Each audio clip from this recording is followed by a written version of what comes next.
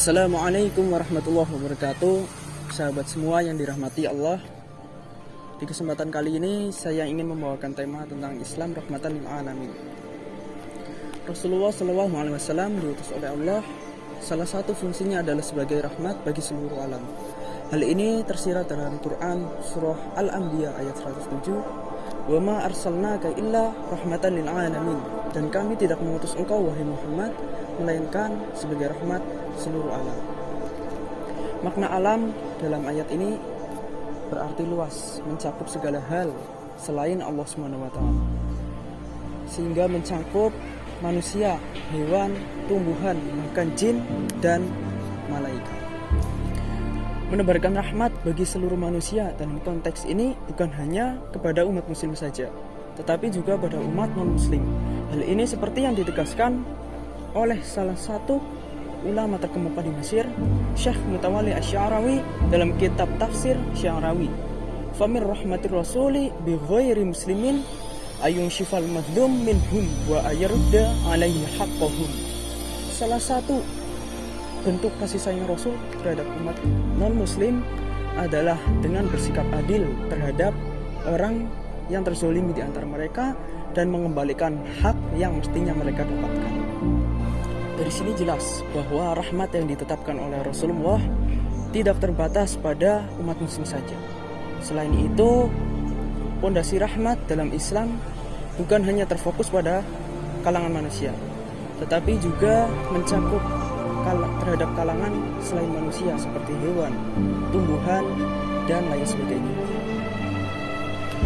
Mengenai merahmati dan mengasihi terhadap hewan, hal ini seperti yang dikisahkan oleh Nabi Muhammad SAW bahwa ada seorang perempuan yang masuk neraka karena mengurung seekor kucing. Ketika ditanya, "Wahai Rasul, kenapa kok perempuan itu bisa masuk neraka?" Iya, karena apa? Karena ia mengurung seekor kucing, tidak memberinya makan, dan ia tidak pula membiarkannya terlepas untuk mencari makanan di luar. Di sisi lain mengenai hal ini, terdapat juga kisah saat itu Sayyidina Umar melihat anak kecil yang menangkap seekor burung.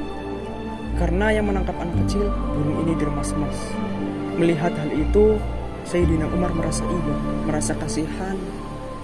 Lalu ia menghampiri anak itu dan mengajaknya bicara. "Wahai anak kecil, misalkan burung ini aku beli, apakah kau setuju dengan pembelian ini?" Lalu anak kecil itu menjawab, "Oh iya, silakan wahai Umar, silakan kau beri burung ini." Lalu saat itu juga burung itu dibeli, dan setelah dibeli burung itu Sayyidina Umar lepaskan agar bisa terbang bebas di cakrawala. Lalu tatkala Sayyidina Umar wafat, salah satu orang yang akrab dengan beliau bermimpi, "Wahai Umar, bagaimana keadaanmu di alam kubur?" Lalu Sayyidina Umar menjawab, "Aku di sini dimuliakan dan dirahmati oleh Allah Subhanahu wa taala." "Dengan apa engkau dimuliakan wahai Umar? Apakah dengan sifat zuhudmu? Apakah dengan kejujuranmu? Atau dengan keadilan atau keberanian?" Lalu jawaban Umar sangat mengejutkan. "Ketika aku dimasukkan ke alam kubur, ada dua orang yang mendatangiku. Mereka berkata kasar kepadaku dan mendatangiku dengan gagah, sehingga pada saat itu aku tidak bisa berkata apa." Lalu ada sosok yang berkata, "Wahai kalian berdua, jangan engkau takut-takuti orang ini, karena sesungguhnya dulu ia pernah menolong seekor burung yang hampir saja disiksa oleh anak kecil." Dari kisah ini dapat kita simpulkan bahwa ajaran saling mengasihi merupakan salah satu pondasi utama dalam agama Islam.